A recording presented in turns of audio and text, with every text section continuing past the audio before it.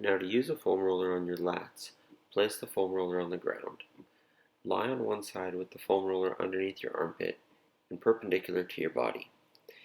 Extend the arm that's on the bottom side so that it forms a straight line with the rest of your body, with your palm up and the back of your hand flat on the ground. Rotate your body so you're facing up slightly, putting more pressure on your lats through your armpit.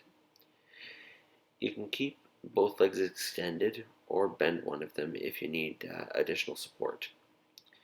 Now tighten your core and lift so that your weight is supported by your feet and the foam roller, and roll slowly from your armpit up and down along your lats.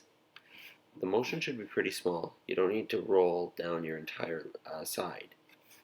Once you get up and down a few inches, roll back up towards the armpit.